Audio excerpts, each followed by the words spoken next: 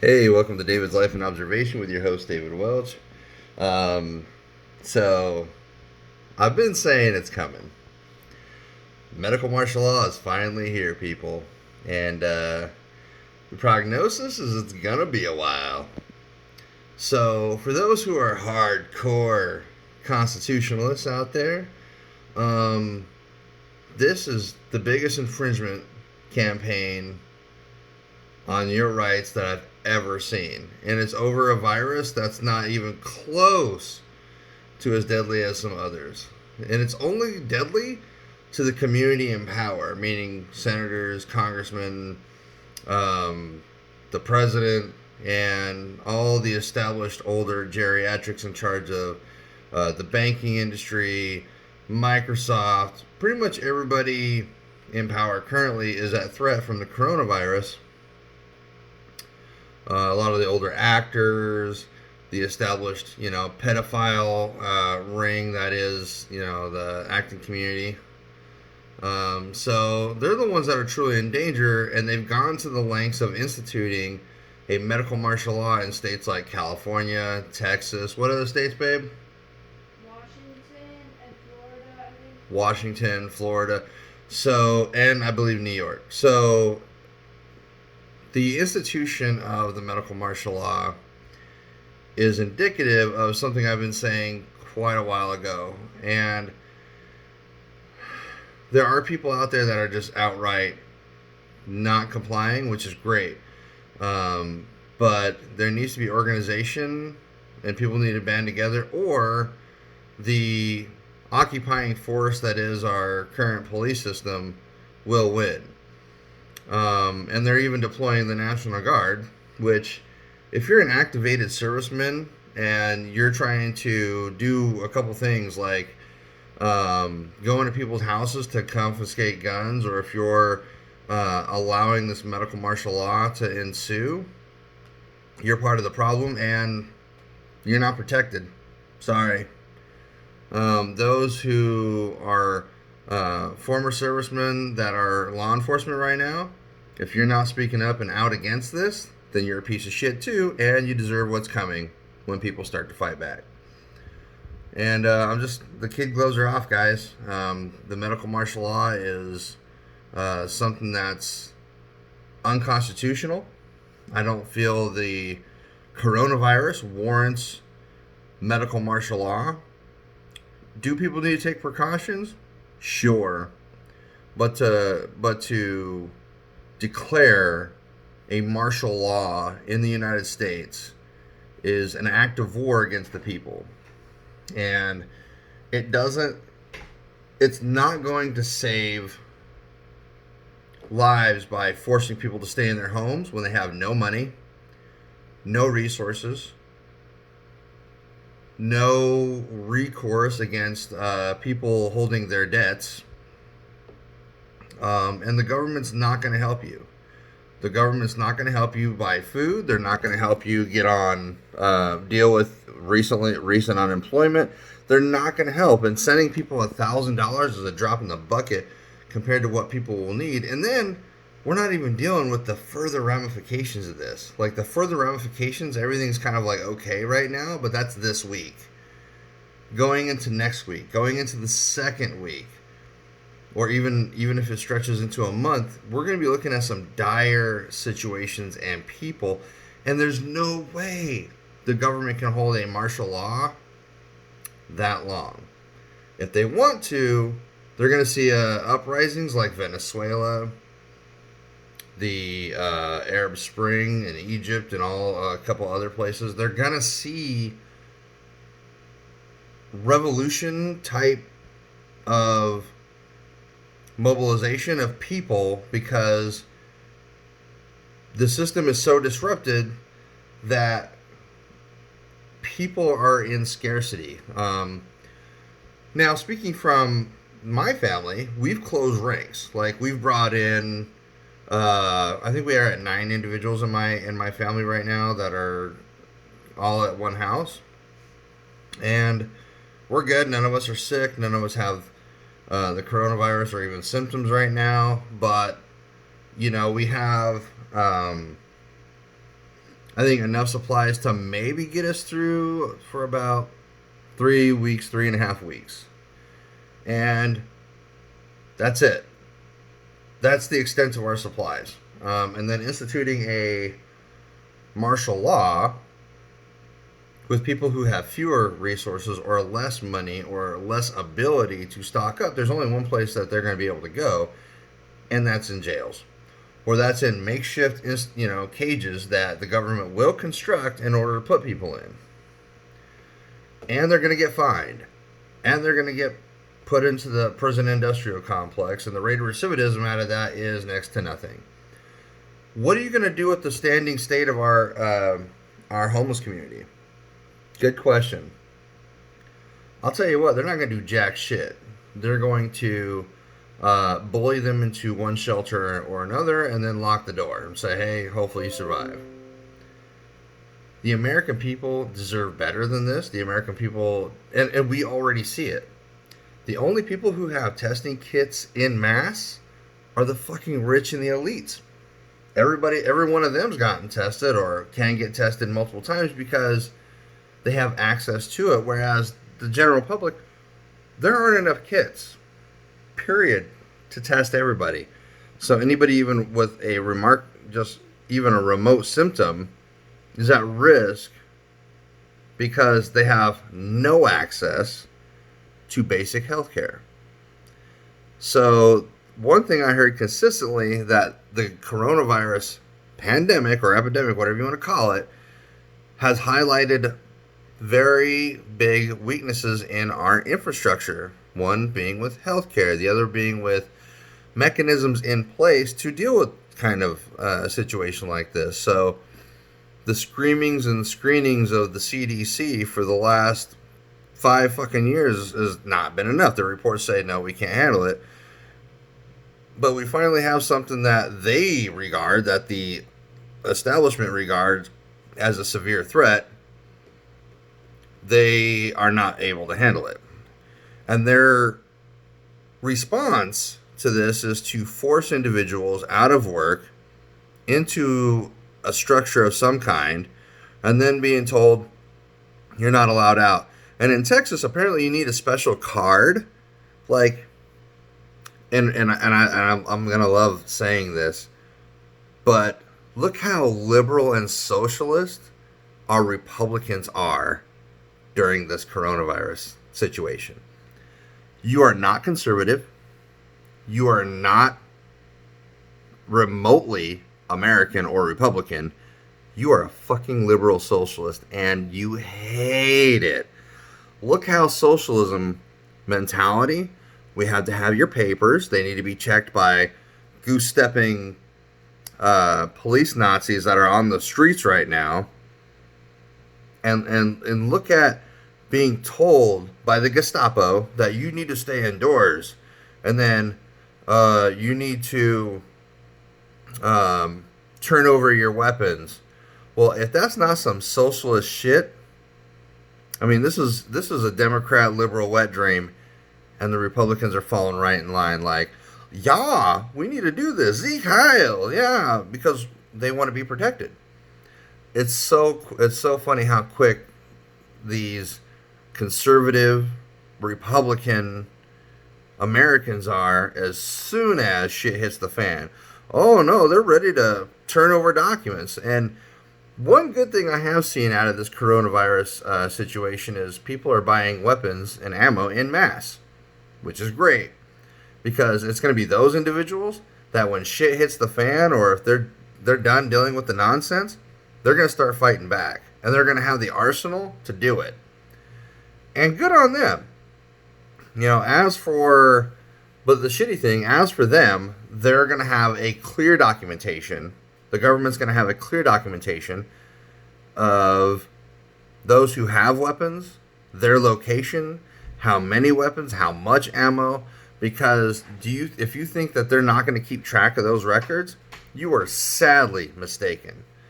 And it's already happening where they're instituting not just medical martial law, but they're endorsing red flag laws on top of this, saying that anybody who even remotely poses a resistance, like critical thinkers, Second Amendment activists, any activist is probably going to get raided in the next 20 to 30 days. And the reason that is because they want zero opposition. They want to locate, identify, and destroy, if possible, people who are not going to fall in line with the goose-stepping socialism that's going on right now. So for people who are freedom lovers, and then here's the response, here's the rebuttal that you're going to have, or some people watching this are going to have. Well, we need to be concerned about people's safety. Okay, but if you sacrifice liberty for safety, you deserve neither.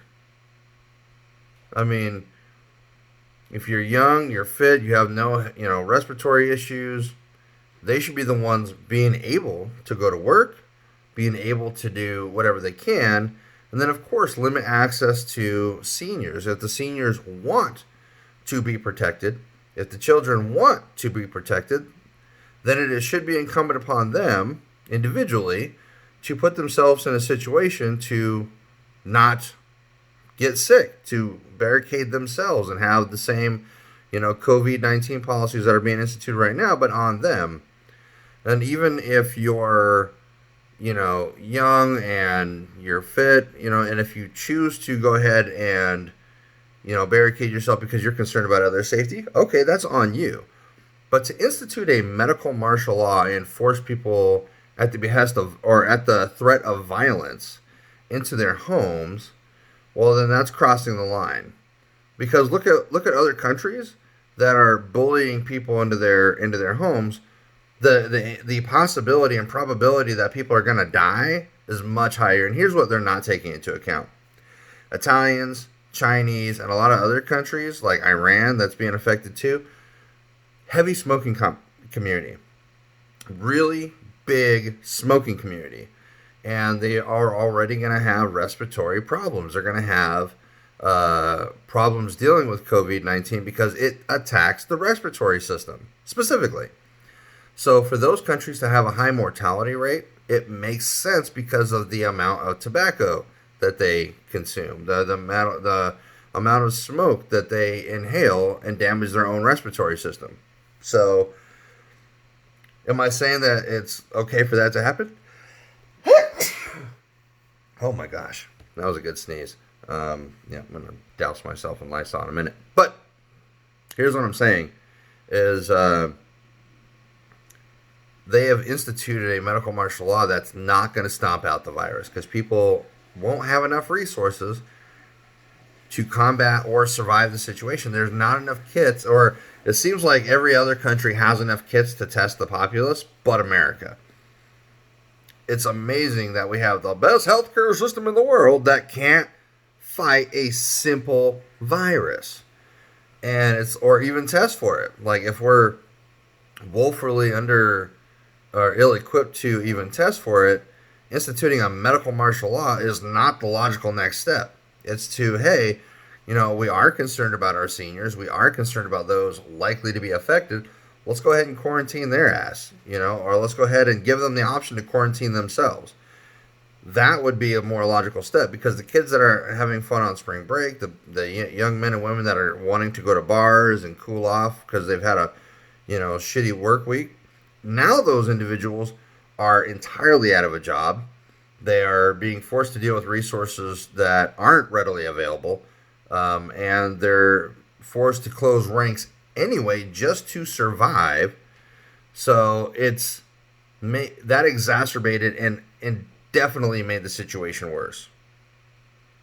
So that's what I'm saying. So for the government to institute, or any government, whether it's state or federal, to institute a medical martial law to rally National Guardsmen who you're also putting in harm's way, who, if they do have to arrest or deal with people, could potentially exposing them to COVID-19. You stupid fucks. So do you think those soldiers aren't going to get it? You think the sailors aren't going to get it? You think they're just fucking immune? No, dipshit. They are going to infect people that wouldn't have been affected otherwise. So it spreads it actually quicker by mobilizing a troop situation and then pointing guns at the American people's doorstep if they dare come out without the documents, their Fuhrer. So it's just insane to me that we as Americans are allowing this shit to happen. And as a veteran, I'm seeing other veterans do this shit to people, and you should be fucking ashamed of yourselves.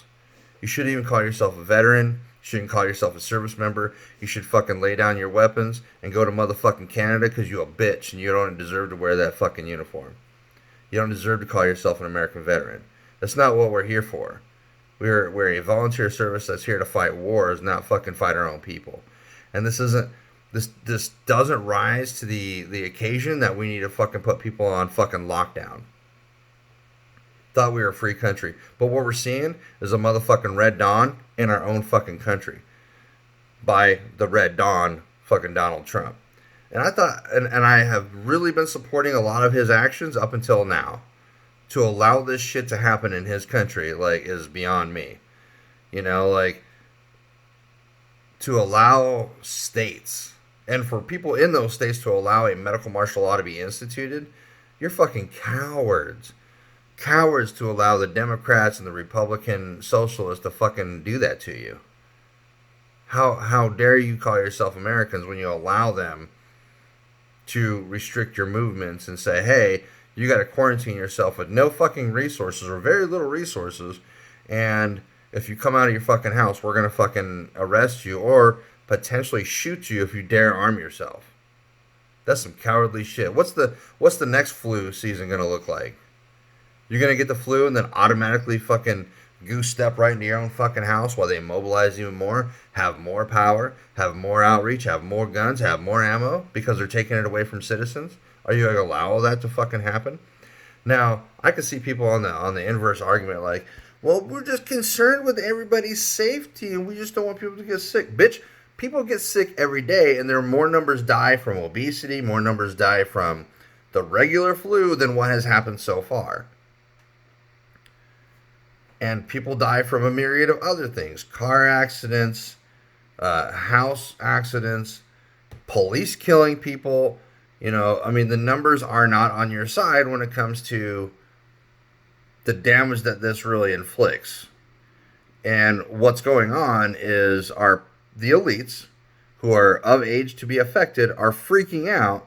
And then why is it that people automatically discredit the Chinese when they say, hey, this is an American manufactured pandemic or epidemic? It's entirely plausible. Why is it not plausible? Their accusations may have merit. Then again, we just automatically distrust the Chinese for some reason. Why would they tell us the truth? Well, I'm sorry, but the truth may be fucking hard to swallow that our American government set shit in motion as a litmus test to see what could happen, see what our infrastructure does look like. If you don't think that's possible, the American government is unfucking scrupulous. Here's how you can tell they knew it was coming. Major senators, a lot of senators pulled all their investments or sold off all their stock prior to instituting a lot of these policies that we're now seeing. If that's not indicative of them knowing well beforehand, then you're sadly fucking mistaken. And look at the level of bailout that's happening. An unprecedented bailout of the fucking Wall Street. Unprecedented bailout of our weak infrastructure with the money that our grandchildren's grandchildren are going to have to fucking pay back. Those trillions of dollars that they're approving isn't just sitting in a coffer somewhere. That's going to come from the backs of American citizens for years to come. Because it's going to take years to pay off this debt that we're robbing from our future generations because of COVID-19. Which is minor compared to the deadlier strains that we've faced before. Now, do I say that China should fucking pay the piper for, enjoying the delicacy of bats? Maybe, because the strain looks like it came from bats. Well, if you don't prepare a meal properly, or in a proper setting with any sort of fucking hygiene, you're going to run into a situation where there is an outbreak of a flu strain that reaches a very deadly level. This doesn't have to happen if China were to implement better health policies, for sure.